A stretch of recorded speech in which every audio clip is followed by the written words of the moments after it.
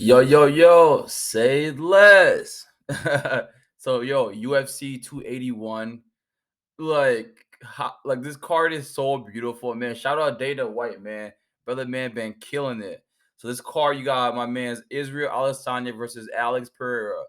And this fight is beautiful for so many reasons. First, like there's a lot of haters on Izzy out there just want him to lose, and he said his fights are not exciting, right? And next, he already fought Pereira twice. First one, he lost by decision. Second one, he got knocked out.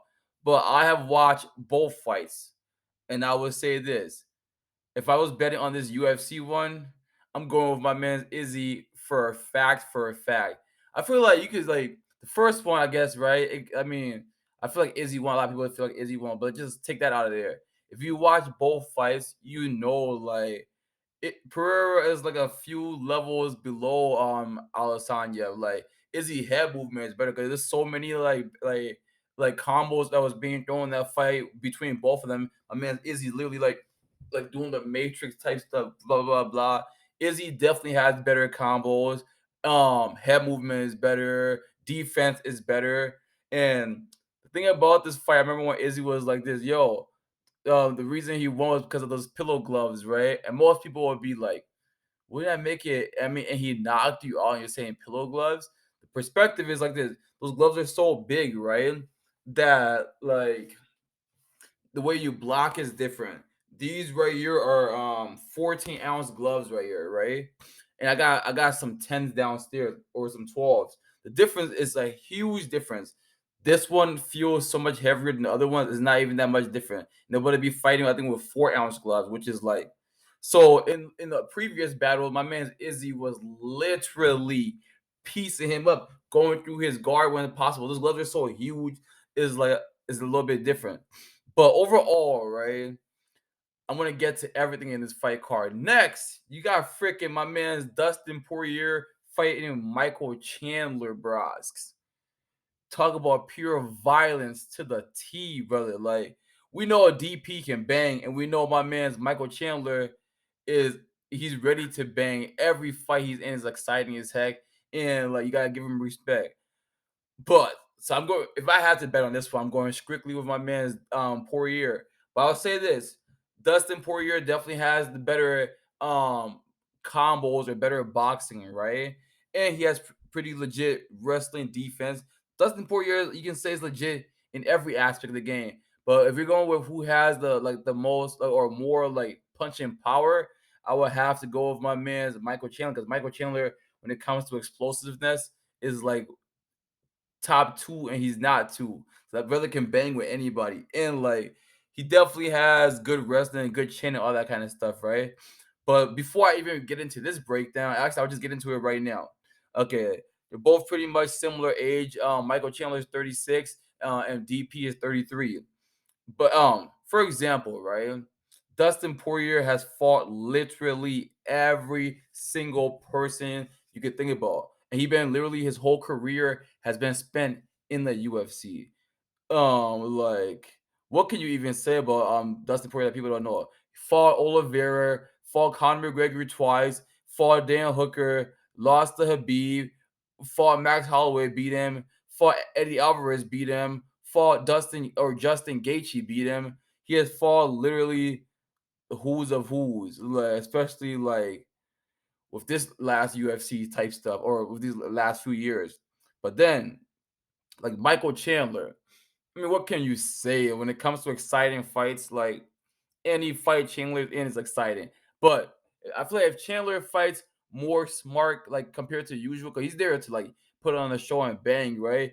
He could definitely take more people out, and like we seen, for example, when Chandler was fighting on Oliveira, like rocked him, almost won that fight, and we seen like Oliveira actually took Chandler's back, and Chandler is so explosive. He was able to get out of that, rotate, and just like you like, damn. So Chandler is no joke, especially if he starts fighting like how he can really fight. So Chandler fought freaking Gaethje, fought Oliveira, fought Dan Hooker, and every one of those fights are like fight of the night type stuff.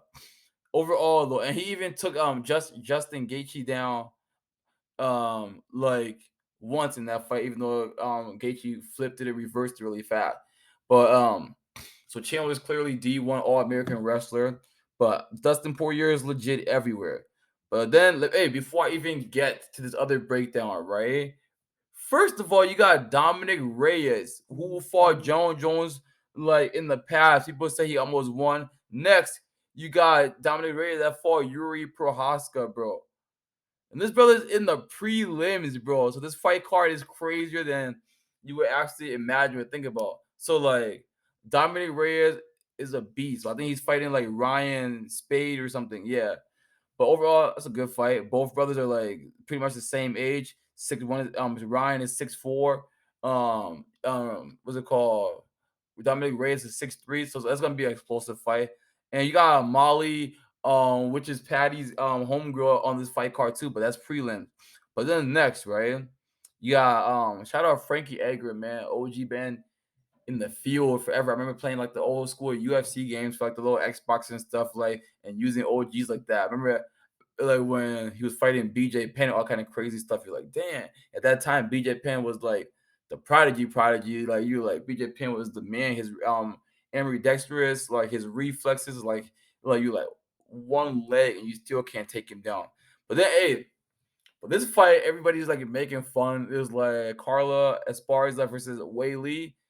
But we all know what Weili is. Weili is a machine. And next, like she was before her last fight with freaking what's sister's name again? Her last fight with Johanna Jernchek or whatever how you pronounce the last name.